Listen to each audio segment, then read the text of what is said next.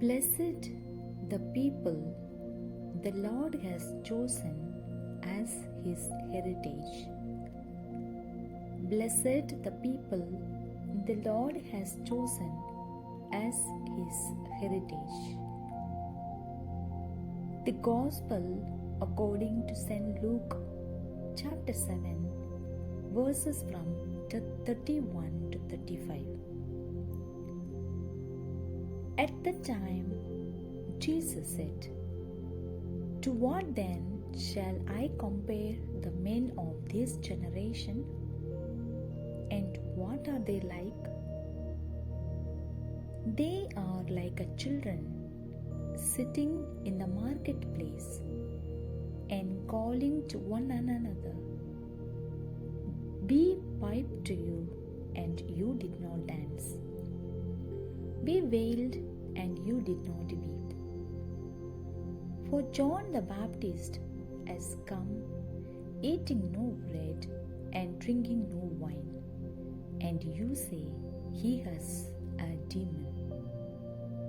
The Son of Man has come, eating and drinking, and you say, Behold, a glutton and a drunkard, a friend of tax collectors and sinners. Yet wisdom is justified by all her children." In today's Gospel, we see the tone of Jesus' conversion changes. He is no longer just teaching, no longer just healing. He is now challenging the religious authorities who criticized John the Baptist and now criticize him. He is challenging those in the crowd who are not open to the new era John announced and Jesus began. Jesus' message of the kingdom of God is proclamation of the good news and is of great joy for those who will listen. But it is also a warning for those who refuse. Why did the message of John the Baptist and the message of Jesus meet with resistance and deaf ears? It was out of jealousy and spiritual blindness that the scribes and Pharisees attributed John the Baptist's austerities to demonic possession and Jesus' table fellowship as evidence for messianic pretense. Like the generation of Jesus' time, our age too is marked by indifference and contempt, especially concerning the things of heaven. Indifference dwells our ears to God's voice and the good news of the gospel. Only persons with humble hearts can find joy in God's grace and favor.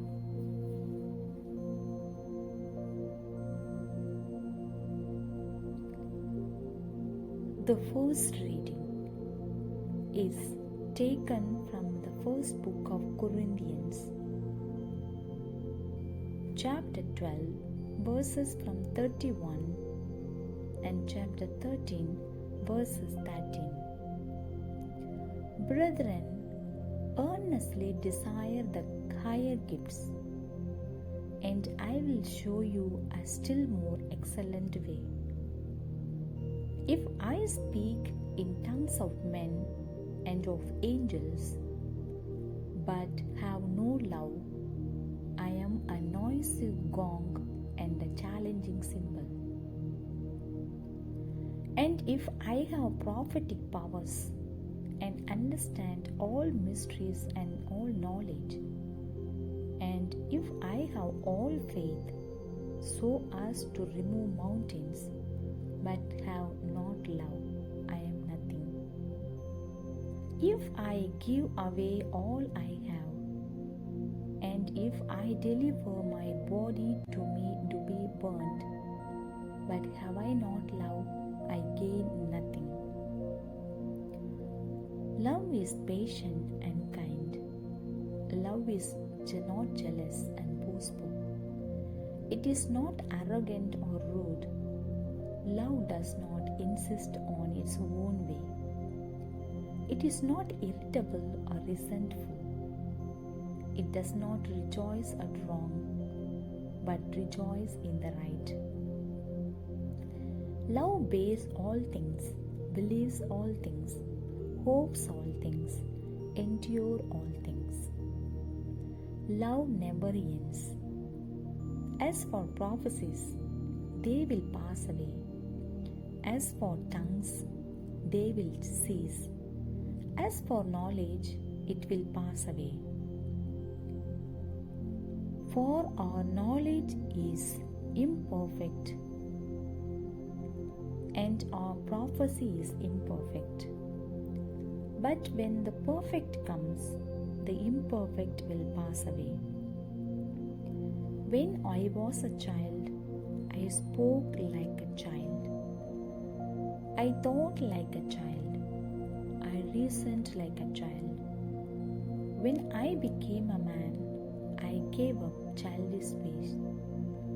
For now we see in a mirror dimly, but then face to face. Now I know in part, then I shall understand fully, even as I have been fully understood. So faith, hope, love abide, these three, but the greatest of these is love.